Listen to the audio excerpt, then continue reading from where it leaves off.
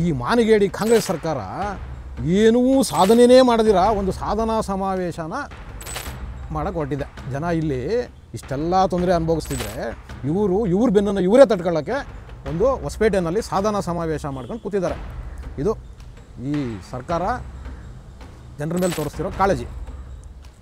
ಮತ್ತು ನೆನ್ನೆ ಏನು ದೊಡ್ಡ ದೊಡ್ಡ ಭಾಷಣಗಳು, ನಾವು ಸಾಧನೆ ಮಾಡಿಬಿಟ್ಟಿದ್ದೀವಿ, ಅದು ಮಾಡಿದ್ದೀವಿ, ಇದು ಮಾಡಿದ್ದೀವಿ, 142 ಘೋಷಿತ ಯೋಜನೆಗಳು, ನಮ್ಮದು ಏನು ಘೋಷಣೆ ಮಾಡಿದ್ವಲ್ಲ ಪ್ರಣಾಳಿಕೆಯಲ್ಲಿ, ನಾವು ಅಷ್ಟನ್ನು ಮುಗಿಸ್ಬಿಟ್ಟಿದ್ದೀವಿ ಮತ್ತು 5 ಪಂಚ ಯೋಜನೆಗಳನ್ನ ಜಾರಿ ಮಾಡಿಬಿಟ್ಟಿದ್ದೀವಿ, ಯಶಸ್ವಿಯಾಗಿದೆ ನಮ್ಮ ಸರ್ಕಾರ ಅಂತ ಹೇಳಿ ಕಾಂಗ್ರೆಸ್ ನಿನ್ನೆ ಬಾಯ್ಬಡ್ಕತ್ತಾ ಇತ್ತು. ಅವರ ಕೇಂದ್ರದ ನಾಯಕರನ್ನೆಲ್ಲ ಕರೆಸಿ ಅವರವರೇ ಹಾರಗಳು ಹಾಕ್ಕೊಂಡು ಅವ್ರವ್ರದ್ದೇ ಬೆನ್ನು ಅವರವರೇ ತಡ್ಕೊಂಡು ಖುಷಿ ಪಡ್ತಾಯಿದ್ರು. ಮೋಸ್ಟ್ಲಿ ಈ ದೇಶದಲ್ಲಿ, ಇಡೀ ಭಾರತದಲ್ಲಿ ಏನೂ ಸಾಧನೆಯೇ ಮಾಡದೆ ಬರೀ ಭ್ರಷ್ಟಾಚಾರ, ಸರ್ಕಾರದ ದುಡ್ಡು ನುಂಗ್ಕೊಂಡು ಅಲ್ಲಿ ಇಲ್ಲಿ ಸೈಟ್ಗಳು ಹೊಡ್ಕೊಂಡು ಜಮೀನುಗಳು ಹೊಡ್ಕೊಂಡು ಇವರು ಮೂಟೆ ತುಂಬಿಸ್ಕೊಂಡು ಒಂದು ಸರ್ಕಾರ ಯಾವುದನ್ನ ಇದ್ದರೆ ಅಂಥ ಒಂದು ಸರ್ಕಾರ ಒಂದು ಸಮಾವೇಶನ ಮಾಡ್ತಿದೆ, ಸಾಧನೆಯ ಸಮಾವೇಶ ಅಂದರೆ ಅದು ಮೋಸ್ಟ್ಲಿ ಕರ್ನಾಟಕದ ಕಾಂಗ್ರೆಸ್ಸು, ಸಿದ್ದರಾಮಯ್ಯ ನೇತೃತ್ವದ ಕರ್ನಾಟಕದ ಕಾಂಗ್ರೆಸ್ಸು. ಈ ದೇಶದಲ್ಲಿ ಮೋಸ್ಟ್ಲಿ ಅದೊಂದು ಬಿಟ್ಟರೆ ಯಾರೂ ಇಲ್ಲ ಅಂತ ಕಾಣುತ್ತೆ. ಅಂಥ ಒಂದು ಮಾನಗೇಡಿ ಸರ್ಕಾರ ಇದು. ಸಾಧನೆಯೇ ಇಲ್ಲ 2 ವರ್ಷದಲ್ಲಿ. ಒಂದು ಸಣ್ಣ ರಸ್ತೆಯ ಗುಂಡಿನ ಮುಚ್ಚೋದಕ್ಕೆ ಯೋಗ್ಯತೆ ಇಲ್ಲದಿರೋ ಸರ್ಕಾರ ಇವತ್ತು ಸಾಧನೆಯ ಸಮಾವೇಶನ ಮಾಡ್ತಿದೆ ನೋಡಿ. ಒಂದು ಸಣ್ಣ ರಸ್ತೆ ಗುಂಡಿ ಮುಚ್ಚಿಲ್ಲ, ಇದು ಸಾಧನೆ. ಹೌದು ವೀಕ್ಷಕರು, ಇವತ್ತಿನ ಬಂದಿರೋ ಮಳೆಗೆ ಬೆಂಗಳೂರಲ್ಲಿ 4 ಜನ ಸತ್ತೋಗಿದ್ದಾರೆ. 4 ಜನ ಸತ್ತೋಗಿದ್ದಾರೆ. ಸರ್ಕಾರ ಸಮಾವೇಶದಲ್ಲಿ ಬ್ಯುಸಿಯಾಗಿದೆ. ಸಿದ್ದರಾಮಯ್ಯನವರೇ ಕೇಳಿಸ್ಕೊಳ್ಳಿ, ನಿಮ್ಮ ಸಾಧನೆಗಳು ಹೇಳ್ತೀನಿ. ನಿಮ್ಮ 2 ವರ್ಷದ ಸಾಧನೆಗಳು 7 ವರ್ಷ ಅಂತಲೂ ತಿಳ್ಕೊಳ್ಳಿ ಸಿದ್ದರಾಮಯ್ಯನವರೇ. 2 ವರ್ಷದಲ್ಲ, ನಿಮ್ಮದು 7 ವರ್ಷ ಸಾಧನೆ ಅಂತಲೇ ಇಟ್ಕೊಳ್ರಿ. ಇದನ್ನು ಹೇಳ್ತೀನಿ ಕೇಳಿಸ್ಕೊಳ್ಳಿ. ಮೈಸೂರಿನ ಮೂಡಾದಲ್ಲಿ 14 ಸೈಟು ಗುಳುಮ್ ಮಾಡಿದ್ರಲ್ಲ, ಆಮೇಲೆ ನೀವು ಬುಡಕ್ಕೆ ಬಂತಲ್ಲ, ನೀವು ಬುಡಕ್ಕೆ ಇಟ್ಟರಲ್ಲ, CBIನವರು ವಾಪಸ್ ಕೊಟ್ರಲ್ಲ, ಇದು ನಿಮ್ಮ ಸಾಧನೆ ಅಲ್ವೇ? ಅದನ್ನು ಹೇಳ್ರಿ ಮನೆಗೆಟ್ಟವ್ರೆ, ಅದನ್ನು ಹೇಳಿ. ಆಮೇಲೆ ವಾಲ್ಮೀಕಿ ನಿಮ್ಗೆ ಮುದ್ದು 182 ಕೋಟಿ ರೂಪಾಯಿನ ನುಂಗಿ ನೀರು ಕುಡಿದು ಋಷಭಾವತಿ ಮೋರಿನಲ್ಲಿ ಬಿಟ್ರಲ್ಲ ತೇಗಿ, ಅದು ನಿಮ್ಮ ಸಾಧನೆ ಅಲ್ವ 2 ವರ್ಷದ್ದು? ಅದನ್ನು ಹೇಳಿ. ಯಾಕೆ ಬಾಯಿಲ್ವಾ, ಬಿದೋಗಿದೆಯಾ, ನಾಲ್ಗೆ ಏನು ಸೇದೋಗಿದೆಯಾ? ಹೇಳ್ರಿ ಅದನ್ನು. ಸಿದ್ದರಾಮಯ್ಯನವರೇ ಸಾಧನೆ ಅಲ್ವಾ ಅದು? ಆಮೇಲೆ ನೀವು ಮೊದಲನೇ ಸಾರಿ ಮುಖ್ಯಮಂತ್ರಿ ಆಗಿದ್ರಲ್ಲ, ಅವಾಗ ನಮ್ಮ ಲೋಕಾಯುಕ್ತಗೆ ಬಾಗ್ಲಾಕ್ಸಿ ACB ಮಾಡಿದ್ರಲ್ಲ, ಆ್ಯಂಟಿ ಕರಪ್ಷನ್ ಬ್ಯೂರೋ ಮಾಡಿದ್ರಲ್ವಾ, ಅದು ನಿಮ್ಮ ಸಾಧನೆ ಅಲ್ವಾ? ಅವಾಗ ಎಷ್ಟು ಜನ ಭ್ರಷ್ಟರನ್ನ ನೀವು ಕ್ಲೀನ್ ಶೀಟ್ ಕೊಡ್ಸಿದ್ರಿ ನಿಮ್ಮ ಕಾಂಗ್ರೆಸ್ನವ್ರಿಗೆ?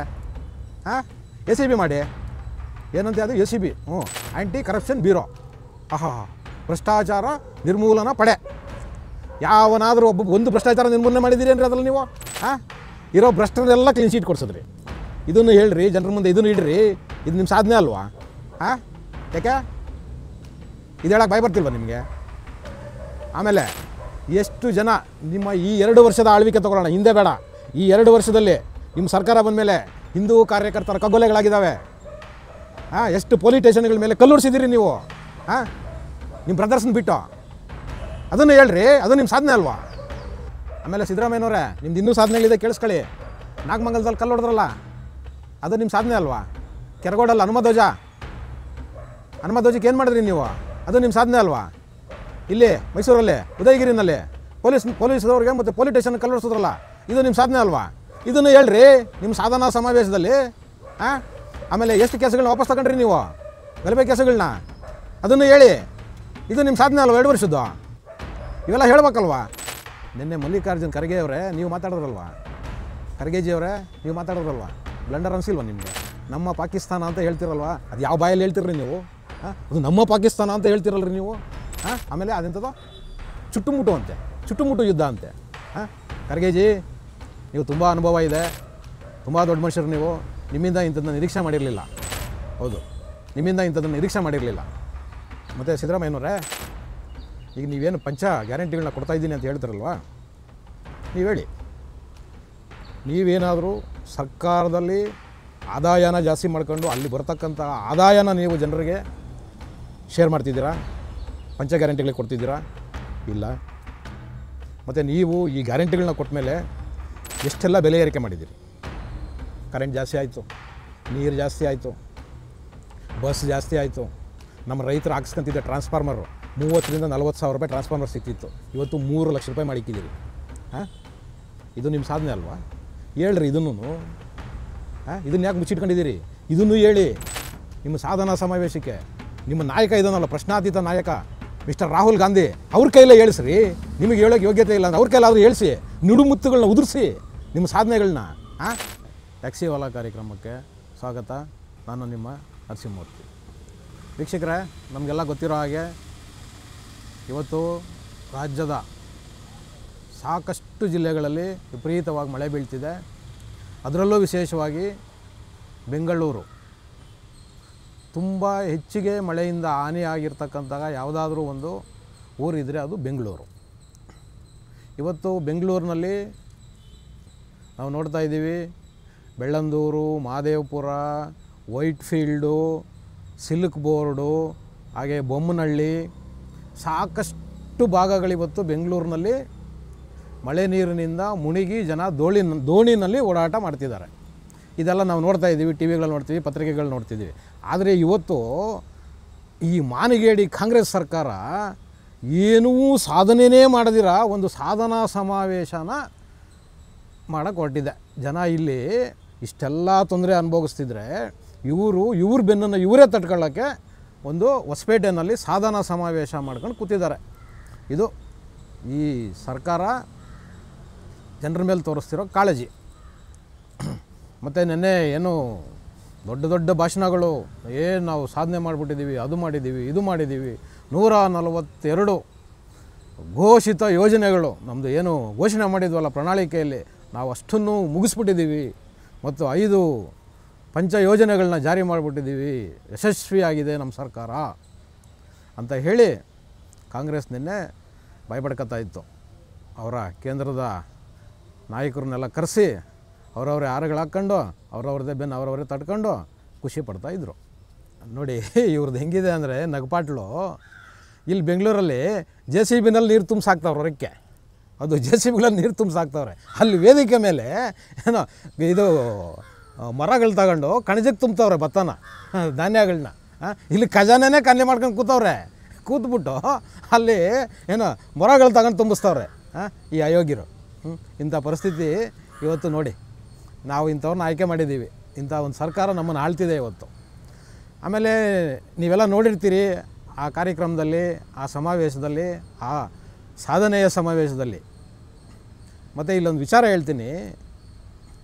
ಮೋಸ್ಟ್ಲಿ ಈ ದೇಶದಲ್ಲಿ, ಇಡೀ ಭಾರತದಲ್ಲಿ ಏನೂ ಸಾಧನೆಯೇ ಮಾಡದೆ ಬರೀ ಭ್ರಷ್ಟಾಚಾರ, ಸರ್ಕಾರದ ದುಡ್ಡು ನುಂಗ್ಕೊಂಡು, ಅಲ್ಲಿ ಇಲ್ಲಿ ಸೈಟ್ಗಳು ಹೊಡ್ಕೊಂಡು, ಜಮೀನುಗಳು ಹೊಡ್ಕೊಂಡು, ಇವರು ಮೂಟೆ ತುಂಬಿಸ್ಕೊಂಡು ಒಂದು ಸರ್ಕಾರ ಯಾವುದನ್ನು ಇದ್ದರೆ ಅಂಥ ಒಂದು ಸರ್ಕಾರ ಒಂದು ಸಮಾವೇಶನ ಮಾಡ್ತಿದೆ, ಸಾಧನೆಯ ಸಮಾವೇಶ ಅಂದರೆ ಅದು ಮೋಸ್ಟ್ಲಿ ಕರ್ನಾಟಕದ ಕಾಂಗ್ರೆಸ್ಸು, ಸಿದ್ದರಾಮಯ್ಯ ನೇತೃತ್ವದ ಕರ್ನಾಟಕದ ಕಾಂಗ್ರೆಸ್ಸು. ಈ ದೇಶದಲ್ಲಿ ಮೋಸ್ಟ್ಲಿ ಅದೊಂದು ಬಿಟ್ಟರೆ ಇನ್ನು ಯಾರೂ ಇಲ್ಲ ಅಂತ ಕಾಣುತ್ತೆ. ಅಂಥ ಒಂದು ಮಾನಗೇಡಿ ಸರ್ಕಾರ ಇದು. ಸಾಧನೆಯೇ ಇಲ್ಲ 2 ವರ್ಷದಲ್ಲಿ. ಒಂದು ಸಣ್ಣ ರಸ್ತೆಯ ಗುಂಡಿನ ಮುಚ್ಚೋದಕ್ಕೆ ಯೋಗ್ಯತೆ ಇಲ್ಲದಿರೋ ಸರ್ಕಾರ ಇವತ್ತು ಸಾಧನೆಯ ಸಮಾವೇಶನ ಮಾಡ್ತಿದೆ ನೋಡಿ. ಒಂದು ಸಣ್ಣ ರಸ್ತೆ ಗುಂಡಿ ಮುಚ್ಚಿಲ್ಲ, ಇದು ಸಾಧನೆ. ಹೌದು ವೀಕ್ಷಕರೇ, ಇವತ್ತಿನ ಬಂದಿರೋ ಮಳೆಗೆ ಬೆಂಗಳೂರಲ್ಲಿ 4 ಜನ ಸತ್ತೋಗಿದ್ದಾರೆ. 4 ಜನ ಸತ್ತೋಗಿದ್ದಾರೆ. ಸರ್ಕಾರ ಸಮಾವೇಶದಲ್ಲಿ ಬ್ಯುಸಿಯಾಗಿದೆ. ನೀವೆಲ್ಲ ನೋಡಿರ್ಬೋದು, ನಾವು ಟಿ ವಿಗಳಲ್ಲಿ ನೋಡ್ತಾ ಇದ್ವಿ. ಒಂದು ಬಸ್ಸನ್ನು JCBನಲ್ಲಿ ತಳ್ಳಿಸಿ ಒಂದು ಗರ್ಭಿಣಿ ಮಹಿಳೆಯನ್ನು ಕೆಳಗಡೆ ಇಳಿಸ್ತಾರೆ. ಇದು ಇವರ ಸಾಧನೆ 2 ವರ್ಷದ್ದು. ಮತ್ತು ಇವರು ತುಂಬ ಸಾಧನೆಗಳನ್ನ ಹೇಳ್ಕೊತಾ ಇದ್ದರು. ಇಲ್ಲಿ ಅಲ್ಲಿ ವೇದಿಕೆ ಮೇಲೆ, ಮತ್ತು ಅವರ ನ್ಯಾಷನಲ್ ಲೀಡರ್ಗಳ ಬಾಯಿನಲ್ಲೂ ಹೇಳಿಸ್ತಿದ್ರು ಏನೇನು ಸಾಧನೆಗಳು ಮಾಡಿಬಿಟ್ಟಿದ್ದಾರೆ, ಇವ್ರು ಕಡ್ದು ಕಟ್ಟೆ ಹಾಕವ್ರೆ, ಕೊಂಪೆ ಹಾಕವ್ರೆ ಏನೋ ಅನ್ನೋದನ್ನೆಲ್ಲ ಹೇಳ್ತಿದ್ರಲ್ಲಿ. ಆದರೆ ನೋಡಿ, ಅವ್ರು ಇನ್ನೂ ಕೆಲವು ವಿಚಾರಗಳನ್ನ ಹೇಳಿಲ್ಲ ಪಾಪ ಸಿದ್ದರಾಮಯ್ಯನವರು ಮತ್ತು ಅವರ ಭ್ರಷ್ಟ ಕೂಟ. ಆದರೆ ನಾನು ಹೇಳ್ತೀನಿ ಕೇಳಿಸ್ಕೊಳ್ಳಿ, ಅವ್ರದ್ದು ಇನ್ನೂ ಸಾಧನೆಗಳಿದೆ. ಅಷ್ಟೇ ಅಲ್ಲ ಅವ್ರ ಸಾಧನೆಗಳು, ಅವ್ರು ಹೇಳಿರೋ ಅಷ್ಟೇ ಸಾಧನೆಗಳಲ್ಲ, ಇನ್ನೂ ಒಂದಷ್ಟಿದೆ ಕೇಳಿಸ್ಕೊಳ್ಳಿ. ಸಿದ್ದರಾಮಯ್ಯನವರೇ ಕೇಳಿಸ್ಕೊಳ್ಳಿ, ನಿಮ್ಮ ಸಾಧನೆಗಳು ಹೇಳ್ತೀನಿ. ನಿಮ್ಮ 2 ವರ್ಷದ ಸಾಧನೆಗಳು 7 ವರ್ಷ ಅಂತಲೂ ತಿಳ್ಕೊಳ್ಳಿ ಸಿದ್ದರಾಮಯ್ಯನವರೇ. 2 ವರ್ಷದ್ದಲ್ಲ, ನಿಮ್ಮದು 7 ವರ್ಷ ಸಾಧನೆ ಅಂತಲೇ ಇಟ್ಕೊಳ್ರಿ. ಇದನ್ನು ಹೇಳ್ತೀನಿ ಕೇಳಿಸ್ಕೊಳ್ಳಿ. ಮೈಸೂರಿನ ಮೂಡಾದಲ್ಲಿ 14 ಸೈಟು ಗುಳುಮ್ ಮಾಡಿದ್ರಲ್ಲ, ಆಮೇಲೆ ನಿಮ್ಮ ಬುಡಕ್ಕೆ ಬಂತಲ್ಲ, ನಿಮ್ಮ ಬುಡಕ್ಕೆ ಇಟ್ರಲ್ಲ, CBIನವರು ವಾಪಸ್ ಕೊಟ್ರಲ್ಲ, ಇದು ನಿಮ್ಮ ಸಾಧನೆ ಅಲ್ವೇ? ಅದನ್ನು ಹೇಳ್ರಿ ಮನೆಗೆಟ್ಟವ್ರೆ, ಅದನ್ನು ಹೇಳಿ. ಆಮೇಲೆ ವಾಲ್ಮೀಕಿ ನಿಮ್ಗೆ ಮುದ್ದು, 182 ಕೋಟಿ ರೂಪಾಯಿನ ನುಂಗಿ ನೀರು ಕುಡಿದು ವೃಷಭಾವತಿ ಮೋರಿನಲ್ಲಿ ಬಿಟ್ರಲ್ಲ ತೇಗಿ, ಅದು ನಿಮ್ಮ ಸಾಧನೆ ಅಲ್ವ 2 ವರ್ಷದ್ದು? ಅದನ್ನು ಹೇಳಿ. ಯಾಕೆ ಬಾಯಿಲ್ವಾ, ಬಿದ್ದೋಗಿದೆಯಾ, ನಾಲ್ಗೆ ಏನು ಸೇದೋಗಿದೆಯಾ? ಹೇಳ್ರಿ ಅದನ್ನು. ಸಿದ್ದರಾಮಯ್ಯನವರೇ, ಸಾಧನೆ ಅಲ್ವಾ ಅದು?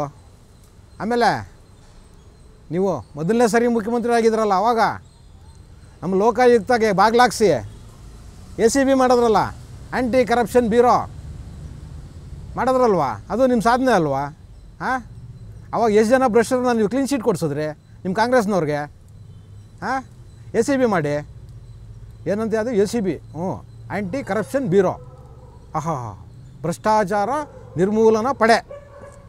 ಯಾವನಾದರೂ ಒಂದು ಭ್ರಷ್ಟಾಚಾರ ನಿರ್ಮೂಲನೆ ಮಾಡಿದ್ದೀರಿ ಏನ್ರಿ ಅದ್ರಲ್ಲಿ ನೀವು? ಇರೋ ಭ್ರಷ್ಟರೆಲ್ಲ ಕ್ಲೀನ್ ಶೀಟ್ ಕೊಡಿಸಿದ್ರಿ. ಇದನ್ನು ಹೇಳ್ರಿ ಜನರ ಮುಂದೆ, ಇದನ್ನು ಇಡ್ರಿ. ಇದು ನಿಮ್ಮ ಸಾಧನೆ ಅಲ್ವಾ? ಯಾಕೆ ಇದು ಹೇಳಕ್ಕೆ ಬಾಯಿ ಬರ್ತಿಲ್ವ ನಿಮಗೆ? ಆಮೇಲೆ ಎಷ್ಟು ಜನ ನಿಮ್ಮ ಈ 2 ವರ್ಷದ ಆಳ್ವಿಕೆ ತೊಗೊಳ್ಳೋಣ, ಹಿಂದೆ ಬೇಡ, ಈ 2 ವರ್ಷದಲ್ಲಿ ನಿಮ್ಮ ಸರ್ಕಾರ ಬಂದ ಮೇಲೆ ಹಿಂದೂ ಕಾರ್ಯಕರ್ತರ ಕಗ್ಗೊಲೆಗಳಾಗಿದ್ದಾವೆ. ಎಷ್ಟು ಪೊಲೀಸ್ ಸ್ಟೇಷನ್ಗಳ ಮೇಲೆ ಕಲ್ಲುಡಿಸಿದ್ದೀರಿ ನೀವು, ನಿಮ್ಮ ಬ್ರದರ್ಸ್ನ ಬಿಟ್ಟು. ಅದನ್ನು ಹೇಳ್ರಿ, ಅದು ನಿಮ್ಮ ಸಾಧನೆ ಅಲ್ವಾ? ಆಮೇಲೆ ಸಿದ್ದರಾಮಯ್ಯನವರೇ, ನಿಮ್ದು ಇನ್ನೂ ಸಾಧನೆಗಳಿದೆ, ಕೇಳಿಸ್ಕೊಳ್ಳಿ. ನಾಗಮಂಗಲದಲ್ಲಿ ಕಲ್ಲು ಹೊಡೆದ್ರಲ್ಲ, ಅದು ನಿಮ್ಮ ಸಾಧನೆ ಅಲ್ವಾ? ಕೆರಗೋಡಲ್ಲಿ ಹನುಮಧ್ವಜಕ್ಕೆ ಏನು ಮಾಡಿದ್ರಿ ನೀವು? ಅದು ನಿಮ್ಮ ಸಾಧನೆ ಅಲ್ವಾ? ಇಲ್ಲಿ ಮೈಸೂರಲ್ಲಿ ಉದಯಗಿರಿನಲ್ಲಿ ಪೊಲೀಸ್ದವ್ರಿಗೆ ಮತ್ತು ಪೊಲೀಸ್ ಸ್ಟೇಷನ್ಗೆ ಕಲ್ಲು ಹೊಡೆಸಿದ್ರಲ್ಲ, ಇದು ನಿಮ್ಮ ಸಾಧನೆ ಅಲ್ವಾ? ಇದನ್ನು ಹೇಳ್ರಿ ನಿಮ್ಮ ಸಾಧನಾ ಸಮಾವೇಶದಲ್ಲಿ. ಆಮೇಲೆ ಎಷ್ಟು ಕೇಸುಗಳನ್ನ ವಾಪಸ್ ತಗೊಂಡ್ರಿ ನೀವು, ಗಲಭೆ ಕೇಸುಗಳನ್ನ? ಅದನ್ನು ಹೇಳಿ. ಇದು ನಿಮ್ಮ ಸಾಧನೆ ಅಲ್ವಾ 2 ವರ್ಷದ್ದು? ಇವೆಲ್ಲ ಹೇಳ್ಬೇಕಲ್ವಾ? ಅದನ್ನೇ ಹೇಳಿ. ಮತ್ತು ವೀಕ್ಷಕರೇ, ಇನ್ನೊಂದು, ಇವು ಏನೋ ಮೊನ್ನೆ ಹೇಳ್ತಿದ್ರಲ್ಲ, ಪಹಲ್ಗಾಮ್ ದಾಳಿ ಮಾಡಿ ಅದಕ್ಕೆ ಸೀಸ್ ಫೈರ್ ಮಾಡಿ ದೊಡ್ಡ ಬ್ಲಂಡರ್ ಮಾಡಿಬಿಟ್ರಿ ಇವರು ಅಂತ. ನಿನ್ನೆ ಮಲ್ಲಿಕಾರ್ಜುನ್ ಖರ್ಗೆ ಅವರೇ ನೀವು ಮಾತಾಡಿದ್ರಲ್ವಾ? ಖರ್ಗೆಜಿಯವರೇ ನೀವು ಮಾತಾಡಿದ್ರಲ್ವಾ? ಬ್ಲಂಡರ್ ಅನಿಸಿಲ್ವ ನಿಮಗೆ? ನಮ್ಮ ಪಾಕಿಸ್ತಾನ ಅಂತ ಹೇಳ್ತಿರಲ್ವ? ಅದು ಯಾವ ಬಾಯಲ್ಲಿ ಹೇಳ್ತಿರ್ರಿ ನೀವು? ಅದು ನಮ್ಮ ಪಾಕಿಸ್ತಾನ ಅಂತ ಹೇಳ್ತಿರಲ್ರಿ ನೀವು? ಆಮೇಲೆ ಅದೆಂಥದ್ದು ಚುಟ್ಟುಮುಟ್ಟು ಅಂತೆ, ಚುಟ್ಟುಮುಟ್ಟು ಯುದ್ಧ ಅಂತೆ. ಖರ್ಗೆಜಿ, ನೀವು ತುಂಬ ಅನುಭವ ಇದೆ, ತುಂಬ ದೊಡ್ಡ ಮನುಷ್ಯರು ನೀವು. ನಿಮ್ಮಿಂದ ಇಂಥದ್ದನ್ನ ನಿರೀಕ್ಷೆ ಮಾಡಿರಲಿಲ್ಲ. ಹೌದು, ನಿಮ್ಮಿಂದ ಇಂಥದ್ದನ್ನು ನಿರೀಕ್ಷೆ ಮಾಡಿರಲಿಲ್ಲ. ನೀವೀಗಾಗಲೇ ನಿವೃತ್ತಿ ಅಂಚಲಿದ್ದೀರಿ. ನಿಮ್ಗೆ ಯಾಕೆ ಬೇಕು ಈ ಕಾಂಗ್ರೆಸ್ ಅವ್ರ ಸಹವಾಸ? ನಿಮಗೆಲ್ಲ ಕೊಟ್ಟಿದೆ, ಸಾಕು ಬಿಡಿ. ಇನ್ನೂ ಎಷ್ಟು ಓಲೈಕೆ ಮಾಡ್ತೀರಿ? ನೀವೇನು ಪ್ರಧಾನಮಂತ್ರಿ ಮಾಡ್ತಾರ ಅವರು? ಇಲ್ಲ ರೀ, ಖಂಡಿತ ಮಾಡಲ್ಲ ನಿಮ್ಮನ್ನು. ಈ ರಾಜ್ಯದ ಮುಖ್ಯಮಂತ್ರಿನೇ ಮಾಡಲ್ಲ, ಇನ್ನು ಪ್ರಧಾನಮಂತ್ರಿ ಮಾಡ್ತಾರೇನ್ರಿ? ಅದಕ್ಕೆ ಅವಕಾಶವೇ ಇಲ್ಲ ಇನ್ನು 30 ವರ್ಷ ಕಾಂಗ್ರೆಸ್ಗೆ. ಈ 30 ವರ್ಷಕ್ಕೆ ನೀವು ಇರ್ತಿರೋಲ್ಲ ಗೊತ್ತಿರೋ, ದೇವ್ರ ದಯೆ ಇರಿ, ನಮ್ಮದೇನು ಅಭ್ಯಂತರ ಇಲ್ಲ. ಆದರೆ ಯಾಕೆ ನಿಮ್ಗೆ ಈ ಓಲೈಕೆ? ಅಲ್ಲ, ನೀವು ಇಷ್ಟು ಅನುಭವಿ ರಾಜಕಾರಣಿಯಾಗಿ ಒಬ್ಬ ಪ್ರಧಾನಮಂತ್ರಿಗಳನ್ನ ಪ್ರಶ್ನೆ ಮಾಡ್ತೀರಿ. ನಿಮಗೆ ಪಹಲ್ಗಾಮಲ್ಲಿ ಆಗಿರೋ ದಾಳಿ ಮೊದಲೇ ಗೊತ್ತಿತ್ತು, ನೀವು ನಾಗರಿಕರನ್ನ ಬೇಕಂತ ಬಲಿ ಕೊಟ್ಟಿರಿ ಅಂತ ಕೇಳ್ತಿರಲ್ಲ. ಖರ್ಗೆಜಿಯವರೇ, ಇದು ನಿಮಗೆ ಸರಿ ಅನಿಸುತ್ತಾ? ನಿಮ್ಮ ಘನತೆಗೆ ಇದು ಶೋಭೆ ತರುತ್ತಾ? ಯೋಚನೆ ಮಾಡಿ, ಯೋಚನೆ ಮಾಡಿ ಖರ್ಗೆಜಿ. ಅಲ್ಲೊಬ್ಬ ಕೋಲಾರದಲ್ಲೊಬ್ಬ ಇದ್ದಾನೆ ಅಯೋಗ್ಯ, ಕೊತ್ತೂರು ಮಂಜುನಾಥ್ ಅಂತೆ, ಕೊತ್ತೂರು ಮಂಜುನಾಥ್ ಅಂತೆ ಅವನ ಹೆಸರು.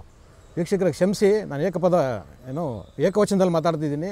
ಇಂಥ ಅಯೋಗ್ಯರಿಗೆ ಈ ಏಕವಚನವೇ ಸರಿ, ಇವರಿಗೆ ಬಹುವಚನಕ್ಕೆ ಲಾಯಕ್ಕಿಲ್ಲ ಇವರು. ನೋಡಿ, ಇವನೊಬ್ಬ ಮೂಲತಃ ಒಬ್ಬ ರಿಯಲ್ ಎಸ್ಟೇಟ್ ಬ್ರೋಕರು, ದಳ್ಳಾಳಿ, ಅಚ್ಚ ಕನ್ನಡದಲ್ಲಿ ದಳ್ಳಾಳಿ ಕೆಲಸ ಮಾಡಿಕೊಂಡು ಪಾಪ ಬಡಬಗ್ರ ಹತ್ರ, ರೈತರುಗಳ ಹತ್ರ ಜಮೀನುಗಳನ್ನ ಕಿತ್ಕೊಂಡು ದುಡ್ಡು ಮಾಡ್ಕೊಂಡು ರಾಜಕೀಯಕ್ಕೆ ಬಂದವನೇ.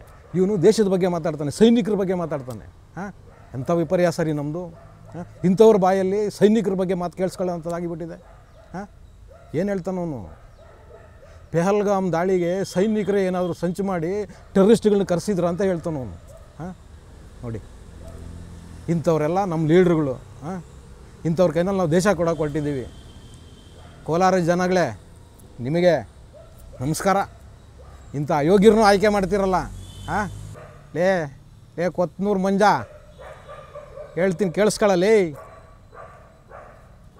ಯಾವುದೋ ಪುಟ್ಕೋಸಿ 4 ಕಾಸು ಮಾಡ್ಕೊಂಡು ಬಂದ್ಬಿಟ್ಟು ರಾಜಕೀಯಕ್ಕೆ ಬಂದ್ಬಿಟ್ಟು ಏನು ಯೋಗ್ಯತೆ ಇಲ್ದಿರ ಮತದಾರರಿಗೆ ಈಡೇರ್ಸೋಕ್ಕಾಗದಿರೋ ಆಮಿಷಗಳನ್ನ ತೋರಿಸಿ ಅವರಲ್ಲಿ ಆಸೆಗಳನ್ನ ಹುಟ್ಟಿಸಿ ಒಂದಷ್ಟು ಕಾಸುಗಳನ್ನ ಕೊಟ್ಟು ಮತದಾರರಿಗೆ ಅವರಿಗೆ ಮೋಸ ಮಾಡಿ ಓಟ್ ಹಾಕಿಸ್ಕೊಂಡು ಗೆದ್ಕೊಂಬಂದ್ಬಿಟ್ಟು ದೊಡ್ಡದಾಗಿ ಬಂದ್ಬಿಟ್ಟು ಇಲ್ಲಿ ಸೈನಿಕರ ಬಗ್ಗೆ ಮಾತಾಡ್ತೀಯ. ನಿನ್ನ ಏನೋ ಯೋಗ್ಯತೆ ಇದೆ? ಅಯೋಗ್ಯ. ಒಬ್ಬ ಸೈನ್ಯಕ್ಕೆ ಸೇರಬೇಕಂದ್ರೆ ಒಬ್ಬ ಸೈನಿಕನಿಗೆ ಅವನದೇ ಆದ ಅರ್ಹತೆಗಳು ಬೇಕು ಕಣೋ. ನಾವು ರಸ್ತೆಯಲ್ಲಿ ಒಂದು ಕಲ್ಲು ಮುಳ್ಳು ಸಿಕ್ಕಿದ್ರೆ ಅದನ್ನು ಸೈಡಿಗೆ ಎತ್ತಾಕೋ ಅಥವಾ ದಾಟ್ಕೊಂಡು ಹೋಗ್ತೀವಿ. ಆದರೆ ಕೇಳಿಸ್ಕ, ನಮ್ಮ ಸೈನಿಕ ಬಾರ್ಡ್ರಲ್ಲಿ ನಿಂತಿರೋನಿಗೆ ಎದುರುಗಡೆಯಿಂದ ಗುಂಡು ಹೊಡಿತಿದ್ದಾನೆ ಅಂತ ಗೊತ್ತು, ಗುಂಡು ಹೊಡಿತಾ ಇರ್ತಾರೆ, ಆದರೂ ಅವನು ಎದೆ ಕೊಟ್ಟು ನಿಲ್ತಾನೆ ಕಣೋ. ಅದು ಕಣೋ ಈ ಸೈನ್ಯದ ತಾಕತ್ತು. ನಿನಗೇನೋ ಗೊತ್ತು? ನಾನು ಸೇನೆಯವ್ರ ಹತ್ರ ಕೈ ಮುಗಿದು ಕೇಳ್ಕೊತೀನಿ, ಈ ಅಯೋಗ್ಯನ ಕರ್ಕೊಂಡೋಗಿ ಅದು ಸಿಯಾಚಿನಲ್ಲಿ ನಿಲ್ಲಿಸಿ ಒಂದು 15 ದಿವಸ ಆ ಮಂಜುಗಡ್ಡೆನಲ್ಲಿ ಗೊತ್ತಾಗತ್ತೆ ಇವನಿಗೆ. ಸೇನೆ ಅಂದರೆ ಏನು, ಸೈನಿಕರು ಅಂದರೆ ಏನು ಅನ್ನೋದು ಗೊತ್ತಾಗುತ್ತೆ. ಆ ದೇಶ ಪ್ರೇಮನಾದರೂ ಬೆಳೀಲಿ ಇಂಥ ಅಯೋಗ್ಯರಿಗೆ. ದಯವಿಟ್ಟು ಕರ್ಕೊಂಡೋಗಿ ಇವನ್ನ ಬೋಲವಂತಾಗಾದರೂ ಸರಿ ಅರೆಸ್ಟ್ ಮಾಡಿ ಕರ್ಕೊಂಡೋಗಿ ಇವನ್ನ ಒಂದು ಸುಮೋಟ ಕೇಸ್ ಹಾಕೊಳ್ಳಿ ಇವನ ಮೇಲೆ, ಒಂದು ಸುಮೋಟ ಕೇಸಾಗಿ ಕರ್ಕೊಂಡೋಗಿ ಸಿಯಾಚಿನ ಮಂಜುಗಡ್ಡೆ ಮೇಲೆ ನಿಲ್ಲಿಸಿ ಇವನ್ನ. ಹೇಳ್ತೀನಿ ಬರೀಗಾಲಲ್ಲಿ ಗೊತ್ತಾಗತ್ತೆ ಇವನಿಗೆ. ಇಲ್ಲಿ ಯಾವುದೋ ಪಾಪದ ದುಡ್ಡನ್ನು 4 ಕಾಸು ಮಾಡ್ಕೊಂಬಿಟ್ಟಿಲ್ಲಿ ಪಾಪದವ್ರಿಗೆ ಹೊಟ್ಟೆ ಮೇಲೆ ಹೊಡೆದು ಬಂದ್ಬಿಟ್ಟಿಲ್ಲಿ ಸೈನಿಕರ ಮೇಲೆ ಮಾತಾಡ್ತೀಯ. ಅಯೋಗ್ಯರು ತಗೊಂಬಂದು ಟೆರರಿಸ್ಟ್ಗಳನ್ನ ಅವರೇ ಕರೆಸಿದ್ರಂತೆ. ಏನು ಮಾತಾಡ್ತೀರಯ್ಯ? ನಿಮ್ಮನ್ನೆಲ್ಲ ಯಾವನ ರಾಜಕಾರಣಿಗಳಂತ ಕರೆದಿದ್ದು? ನೀವೇನು ಜನಸೇವೆ ಮಾಡೋಕ್ಕೆ ಬಂದಿದ್ದೀರಾ, ದೇಶ ಸೇವೆ ಮಾಡೋಕ್ಕೆ ಬಂದಿದ್ದೀರಾ, ಏನಕ್ಕೆ ಬಂದಿದ್ದೀರಿ ನೀವು? ಇಷ್ಟು ಅಲ್ದಿರಿದ್ರೆ ಮತ್ತೆ ತಿರ್ಗಾ ಬಂದು ನಿನ್ನೆ ಮೀಡಿಯಾ ಮುಂದೆ ಸಮರ್ಥನೆ ಬೇರೆ ಮಾಡ್ತೀಯ. ನಿನ್ನ ಯೋಗ್ಯತೆಗೆ ಸಮರ್ಥನೆ ಬೇರೆನಾ? ಸಮರ್ಥನೆ ಮಾಡೋ ವಿಷಯನ ಅದು? ಮೊದಲು ಆ ಸೇನೆಗೆ, ಆ ಸೈನಿಕರಿಗೆ ಕ್ಷಮೆ ಕೇಳೋ. ಅಯೋಗ್ಯ, ಕ್ಷಮೆ ಕೇಳೋ. ಅದು ಇವನು ಸಮರ್ಥನೆ ಮಾಡ್ಕೊಳ್ಳೋಕೆ ಬಂದಾಗ ನೋಡ್ಬೇಕಾಗಿತ್ತು ಅಕ್ಕಪಕ್ಕ ಇದ್ದಿದ್ದವರು. ಏನು ಅವ್ರ ಮಕ್ಕದಲ್ಲಿ ಖುಷಿಗಳು ಇವನು ಸಮರ್ಥನೆ ಕೇಳಿಸ್ಕೊಂತಿದ್ರೆ. ಇವ್ರ ಜೊತೆಗಿದ್ದವರಾದ್ರೆ ಯಾರು ಹೋಗಲಿ? ಇವನು ಹೇಳಿದ್ದಕ್ಕೆಲ್ಲ ಹೌದಪ್ಪ ಅನ್ನೋ ಹೌದಪ್ಪಗಳು ಇವನ ಜೊತೆಲಿದ್ದವರು. ಹೌದು, ಎಲ್ಲ ಹೌದಪ್ಪಗಳೇ ಇವನ ಜೊತೆಗೆ ಇಕ್ಕೊಂಡು ತಿರುಗ್ತಿರೋದು. ಈ ಹೌದಪ್ಪಗಳು ಇವನು ಹೇಳಿದ್ದಕ್ಕೆಲ್ಲ ಹೌದು ಅನ್ನೋದು. ಇಂಥ ರಾಜಕಾರಣಿಗಳನ್ನ ನಾವಿವತ್ತು ಆಯ್ಕೆ ಮಾಡಿ ಇವ್ರ ಕೈನಲ್ಲಿ ದೇಶನ ಕೊಟ್ಟು ನಾವು ನೆಮ್ಮದಿಯಾಗಿ ಇರೋಕ್ಕಾಗುತ್ತಾ ವೀಕ್ಷಕರೇ? ಯೋಚನೆ ಮಾಡಿ. ಎಂಥ ಅಯೋಗ್ಯರು, ಅಪ್ರಯೋಜಕರು, ಭ್ರಷ್ಟರು, ರಿಯಲ್ ಎಸ್ಟೇಟ್ ಏಜೆಂಟ್ಗಳು, ವ್ಯಾಪಾರಸ್ಥರು ಇವತ್ತು ರಾಜಕಾರಣ ಮಾಡೋಕ್ಕೆ ಬರ್ತಿದ್ದಾರೆ. ನಾವು ಇವತ್ತು ಅವ್ರನ್ನ ಗೆಲ್ಲಿಸಿದ್ದೀವಿ. ಯಾವ್ಯಾವುದೋ ಆಸೆಗಳಿಗೆ, ಆಮಿಷಗಳಿಗೆ ಒಳಗಾಗಿ ಇಂಥವ್ರನ್ನೆಲ್ಲ ಆಯ್ಕೆ ಮಾಡಿ ಕಳಿಸ್ತಾ ಇದ್ದೀವಿ. ಮತ್ತು ದೇಶ ಅಭದ್ರತೆಯಲ್ಲಿದೆ ಅಂದರೆ ಇಲ್ದಿರ ಇರುತ್ತಾ ಹೇಳಿ? ಖಂಡಿತ ಅಭದ್ರತೆಗೆ ಹೋಗುತ್ತೆ.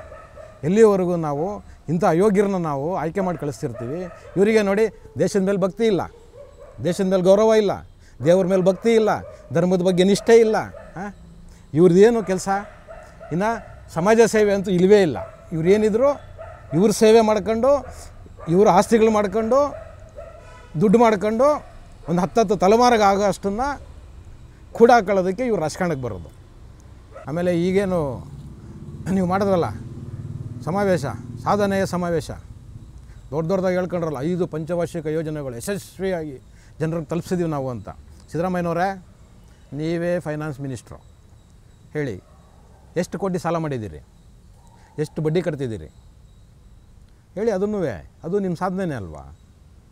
ಎಲ್ಲಿಂದ ತಂದ್ರಿ ದುಡ್ಡು? ಇಷ್ಟು ನೀವು 5 ಗ್ಯಾರಂಟಿಗಳನ್ನ ನೀವು ಹೇಳಿರೋ ರೀತಿನೇ ಅನುಷ್ಠಾನಕ್ಕೆ ಮಾಡಿದ್ದೀರಾ ಅಂದರೆ ನಿಮಗೆ ದುಡ್ಡೆಲ್ಲಿಂದ ಬಂತು? ಏನೇನನ್ನು ಅಡ ಇಟ್ಟಿದ್ದೀರಿ, ಏನೇನನ್ನು ಮಾರಿದ್ದೀರಿ ಹೇಳಿ? ಅದನ್ನು ದುಡ್ಡು ನಿಮಗೆ ಹೆಂಗೆ ಬಂತು ಅದನ್ನು ಹೇಳಬೇಕು. ಆ ದುಡ್ಡಲ್ಲಿ ನೀವೇನು ಅಭಿವೃದ್ಧಿ ಮಾಡಿದ್ರಾ? ಅಭಿವೃದ್ಧಿ ಅಂತ ಇಲ್ಲ ಬಿಡಿ. ನಾನು ಹೇಳಿದ್ನಲ್ಲ, ನಿಮ್ಮದು ಈಗ ಸಮಾವೇಶ ಮಾಡಿರೋದು ಅಭಿವೃದ್ಧಿನೇ ಇಲ್ಲದೆ ಒಂದು ಸಮಾವೇಶನ ಮಾಡ್ಕೊತಿರೋ ಈ ದೇಶದ ಅಯೋಗ್ಯರ ಪಟ್ಟಿನಲ್ಲಿ ನೀವು ಮೊದಲನೇರು. ಇಲ್ಲಿನ ಕರ್ನಾಟಕ ಕಾಂಗ್ರೆಸ್ ಮೊದಲನೇದು. ಸಾಧನೆನೇ ಇಲ್ಲ ನಿಮ್ಮದು. ಮತ್ತು ಸಿದ್ದರಾಮಯ್ಯನವರೇ, ಈಗ ನೀವೇನು ಪಂಚ ಗ್ಯಾರಂಟಿಗಳನ್ನ ಕೊಡ್ತಾಯಿದ್ದೀನಿ ಅಂತ ಹೇಳ್ತಾರಲ್ವ, ನೀವು ಹೇಳಿ, ನೀವೇನಾದರೂ ಸರ್ಕಾರದಲ್ಲಿ ಆದಾಯನ ಜಾಸ್ತಿ ಮಾಡ್ಕೊಂಡು ಅಲ್ಲಿ ಬರ್ತಕ್ಕಂಥ ಆದಾಯನ ನೀವು ಜನರಿಗೆ ಶೇರ್ ಮಾಡ್ತಿದ್ದೀರಾ? ಪಂಚ ಗ್ಯಾರಂಟಿಗಳಿಗೆ ಕೊಡ್ತಿದ್ದೀರಾ? ಇಲ್ಲ. ಮತ್ತು ನೀವು ಈ ಗ್ಯಾರಂಟಿಗಳನ್ನ ಕೊಟ್ಟ ಮೇಲೆ ಎಷ್ಟೆಲ್ಲ ಬೆಲೆ ಏರಿಕೆ ಮಾಡಿದ್ದೀರಿ? ಕರೆಂಟ್ ಜಾಸ್ತಿ ಆಯಿತು, ನೀರು ಜಾಸ್ತಿ ಆಯಿತು, ಬಸ್ ಜಾಸ್ತಿ ಆಯಿತು. ನಮ್ಮ ರೈತರು ಹಾಕ್ಸ್ಕೊಂತಿದ್ದ ಟ್ರಾನ್ಸ್ಫಾರ್ಮರು 30,000 ರಿಂದ 40,000 ರೂಪಾಯಿ ಟ್ರಾನ್ಸ್ಫಾರ್ಮರ್ ಸಿಗ್ತಿತ್ತು, ಇವತ್ತು 3 ಲಕ್ಷ ರೂಪಾಯಿ ಮಾಡಿಕ್ಕಿದ್ದೀರಿ. ಇದು ನಿಮ್ಮ ಸಾಧನೆ ಅಲ್ವಾ? ಹೇಳ್ರಿ ಇದನ್ನು. ಇದನ್ನು ಯಾಕೆ ಮುಚ್ಚಿಟ್ಕೊಂಡಿದ್ದೀರಿ? ಇದನ್ನು ಹೇಳಿ. ನಿಮ್ಮ ಸಾಧನಾ ಸಮಾವೇಶಕ್ಕೆ ನಿಮ್ಮ ನಾಯಕ ಇದನ್ನಲ್ಲ, ಪ್ರಶ್ನಾತೀತ ನಾಯಕ ಮಿಸ್ಟರ್ ರಾಹುಲ್ ಗಾಂಧಿ ಅವ್ರ ಕೈಯಲ್ಲೇ ಹೇಳಿಸ್ರಿ. ನಿಮಗೆ ಹೇಳೋಕ್ಕೆ ಯೋಗ್ಯತೆ ಇಲ್ಲ ಅಂದರೆ ಅವ್ರ ಕೈಲಾದರೂ ಹೇಳಿಸಿ, ನುಡುಮುತ್ತುಗಳನ್ನ ಉದುರಿಸಿ ನಿಮ್ಮ ಸಾಧನೆಗಳನ್ನ ಹೇಳ್ಬೋದಲ್ವಾ? ಹೇಳಲ್ಲ ನೀವು. ಮತ್ತು ಸಿದ್ದರಾಮಯ್ಯನವರೇ, ತುಂಬ ಇಂಪಾರ್ಟೆಂಟ್ ಆಗಿರೋ ವಿಚಾರ ಇದು. ರಾಹುಲ್ ಗಾಂಧಿಯವರು ಕಂಡು ಕಡೆ ಹೋದ ಕಡೆ ಎಲ್ಲ ಭಾಷಣಗಳಲ್ಲಿ ಕೇಳ್ತಾರೆ, ಎಷ್ಟು ಯುದ್ಧ ವಿಮಾನಗಳನ್ನ ಹೊಡೆದಾಕಿದ್ರಿ, ಎಷ್ಟು ನಷ್ಟ ಆಯಿತು ಅಂತ ಕೇಳ್ತಿದ್ದಾರಲ್ವಾ? ನನಗೂ ನಿಮಗೂ ಒಂದು ಪ್ರಶ್ನೆ ಇದೆ ಸಿದ್ದರಾಮಯ್ಯನವರೇ. ನಾನು ನಿಮ್ಮ ಹತ್ರ ಒಂದು ಲೆಕ್ಕ ಕೇಳ್ತಾ ಇದ್ದೀನಿ. ಈಗ ನೀವು ಇಷ್ಟನ್ನೆಲ್ಲ ಪಂಚ ಗ್ಯಾರಂಟಿಗಳನ್ನ ಕೊಡೋದಕ್ಕೆ ಎಲ್ಲೆಲ್ಲಿ ಸಾಲ ಮಾಡಿದ್ದೀರಿ? ಸಾಲ ಮಾಡಿದ ದುಡ್ಡಲ್ಲಿ ಎಷ್ಟೆಷ್ಟು ಗ್ಯಾರಂಟಿಗಳಿಗೆ ನೀವು ದುಡ್ಡು ಕೊಟ್ಟಿದ್ದೀರಿ? ನೀವು ಲೆಕ್ಕ ಕೊಡಬೇಕಾದ್ದೆ ಜನರ ಮುಂದೆ ಇಡಿ. ನಿಮ್ಮ ಲೆಕ್ಕಾಚಾರನೂ ಇಡಿ, ಗೊತ್ತಾಗಲಿ ಜನರಿಗೆ. ನಿಮ್ಮ ಹಣೆ ಬರೋನು ಏನು ಮಾಡಿದ್ರಿ ನೀವು 2 ವರ್ಷದಲ್ಲಿ, ನೀವು ಏನು ಕಟ್ಟೆ ಹಾಕಿದ್ದೀರಿ ಅಂತ ಗೊತ್ತಾಗಲಿ ಜನರಿಗೆ ಅಂತ ಹೇಳೋದರ ಮುಖಾಂತರ ಇವತ್ತಿನ ಟ್ಯಾಕ್ಸಿ ವಾಲಾ ಕಾರ್ಯಕ್ರಮನ ಮುಗಿಸ್ತಾ ಇದ್ದೀನಿ. ಶೇರ್ ಮಾಡಿ, ಸಬ್ಸ್ಕ್ರೈಬ್ ಮಾಡಿ, ಲೈಕ್ ಮಾಡಿ, ಹೆಚ್ಚೆಚ್ಚು ಕಾಮೆಂಟ್ ಮಾಡುವುದರ ಮುಖಾಂತರ ನಮ್ಮನ್ನು ಪ್ರೋತ್ಸಾಹಿಸ್ತೀರಿ. ಟಿವಿ ವಿಕ್ರಮ, ದೇಶ ನಿಮ್ಮ ಕೈಯಲ್ಲಿ. ಈ ಕಾರ್ಯಕ್ರಮ ನಿಮಗೆ ಇಷ್ಟ ಆಗಿದ್ದಲ್ಲಿ ಲೈಕ್, ಶೇರ್ ಹಾಗೂ ಕಮೆಂಟ್ ಮಾಡಿ. ಟಿವಿ ವಿಕ್ರಮದ ಕಾರ್ಯಕ್ರಮಗಳನ್ನು ನಿರಂತರವಾಗಿ ವೀಕ್ಷಿಸಲು ಸಬ್ಸ್ಕ್ರೈಬ್ ಮಾಡಿ, ಬೆಲ್ ಐಕನ್ ಒತ್ತಿ.